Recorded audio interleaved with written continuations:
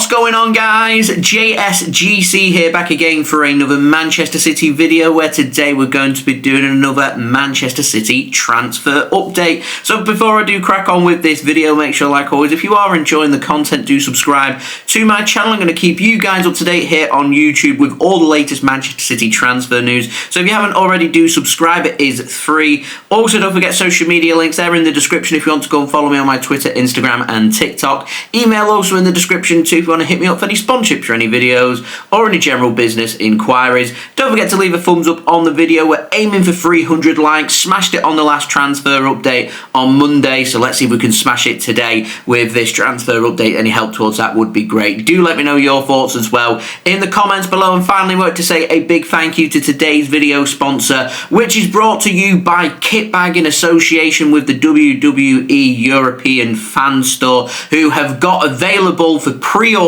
limited edition WWE belt, which is associated with Manchester City. Now, this is a fantastic bit of memorabilia for you guys to go and check out, a first of its kind. As I said, it is limited edition, so do go and check it out. Links and details there in the description. As I said, it is available for pre-order. I do believe it's going to be made available from the beginning of June with stock very limited, and there is a lot of demand, so you will have to be quick. Links and details there in the description, and a big thank you to Kitbag for sponsoring this video. And as I said, do go and check out the limited edition Manchester City WWE belt. So we've got no contract news. We're going to crack straight on in with the outs. We've got the very latest on Kalvin Phillips, and Leeds Live have said that Leeds United, the team showing the most interest in Kalvin Phillips right now, have got some concerns about making a move for Kalvin Phillips this summer. Now, a lot of this move hinges on if Leeds United managed to secure promotion to the Premier League from the Championship, having a fantastic season,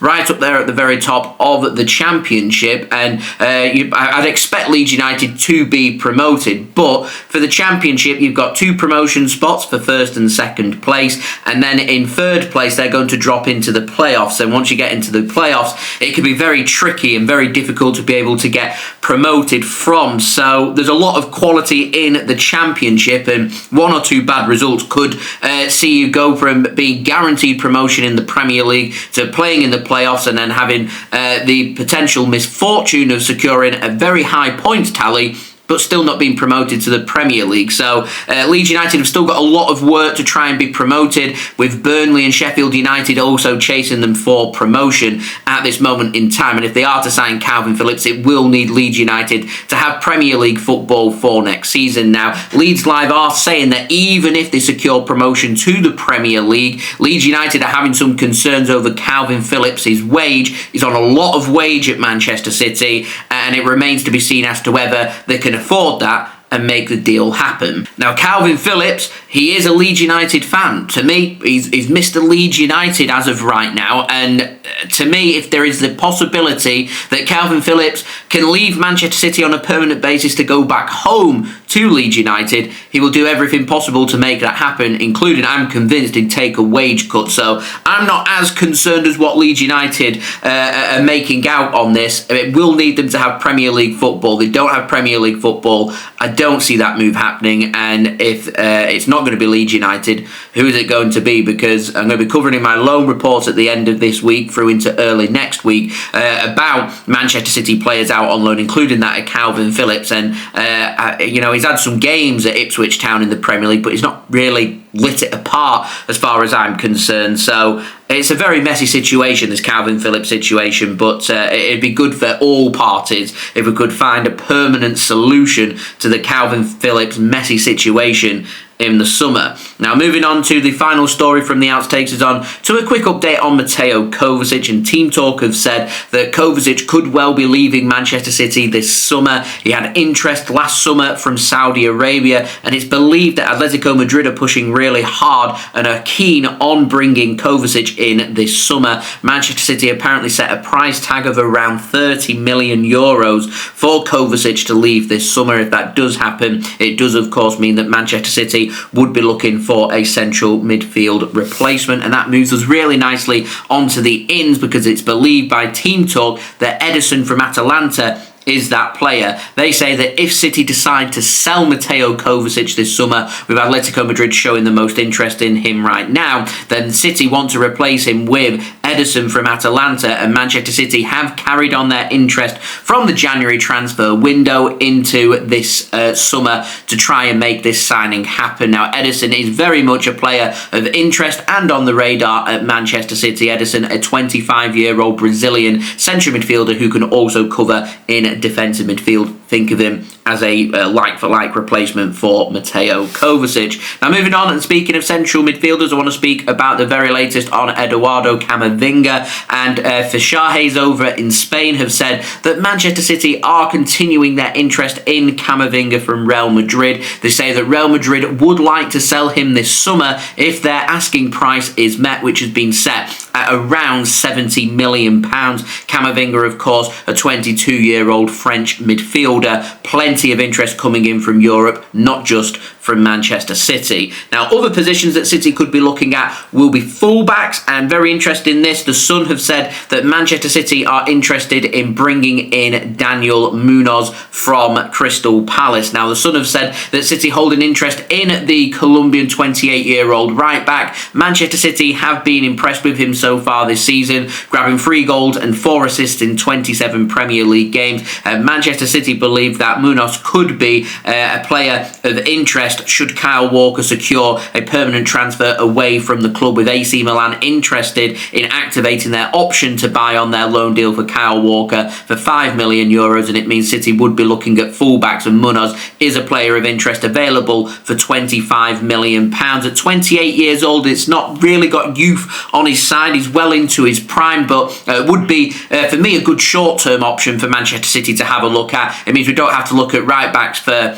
the foreseeable future. £25 million, very affordable. Will City choose to make the move? That is the question. We've also been linked with Andrea Cambiasso from Juventus, younger at 22 years old, and would be of a steeper price. We've also been linked with Ola Reina over at Nottingham Forest, with his contract coming down. I don't believe he's signed a new contract as of yet at Nottingham Forest, unless that's slipped by me. Yeah, Manchester City very much interested in fullbacks, and it'll be interesting that if City do decide to make a move for Munoz and they end up bringing him in, would they still be interested in signing Cambiasso? But whilst Cambiasso is a versatile player, he's predominantly a left back rather than a right back. So we'll see. Fullbacks very much of interest though to Manchester City, just as much as midfielders for Manchester City this summer. And another situation I'm keeping my eyes on moves me nicely onto speaking about goalkeepers, because Manchester City have been getting linked with Juventus goalkeeper Michele Di Gregorio. So Tutto Juve over in Italy have said that Manchester City have now started their new search for a goalkeeper. City are expecting Ederson to leave, and they want to bring in a new number 1. Now, I know there's been some rumours floating around in the last 24 hours about Stefan Ortega Moreno not ruling anything out, including leaving Manchester City this summer.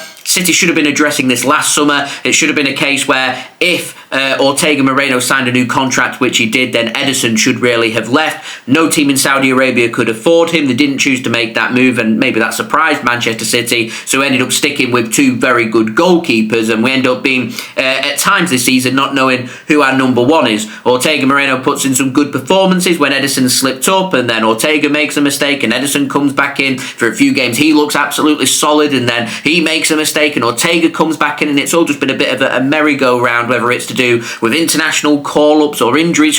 It's all just a bit messy when it comes to goalkeepers, and it's a situation that needs to be looked at. City shouldn't be letting 2 goalkeepers leave in the same window. What we need to be looking at is goalkeepers. Is Ortega going to be staying? If he is going to be staying, then Ederson leaves. If Ederson's going to be staying, then Ortega, for me, needs to leave and seek out first-team football, and if he manages to secure that first-team football, then Manchester City needs to be looking at a new number 2 who's going to challenge Ederson. But it's believed right now, I would say I lean closer towards Ederson, looking disinterested and more interested in leaving City than Ortega. So if that is the case, we'd need a new number 1, and Di Gregorio, a player of interest to Manchester City, with Juventus wanting at least €60 million for the 27-year-old Italian goalkeeper. Played 24 times in Serie A this season, conceding 25 goals with 11 clean sheets. It's a steep price to pay, in my opinion, but goalkeepers aren't normally that incredibly expensive. You can normally pick them up for 30 to 40 million pounds. But yeah, we'll see if we can negotiate a price down from 50 to 55 million pounds.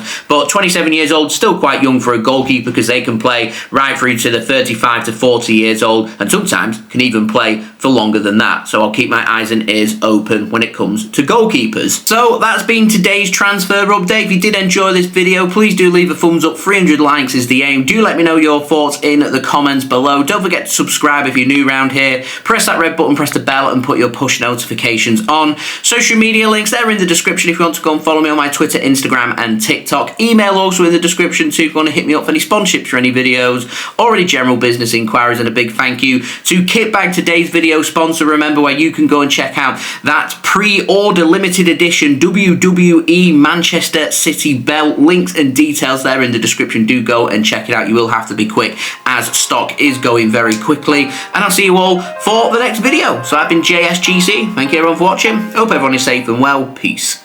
Ciao for now.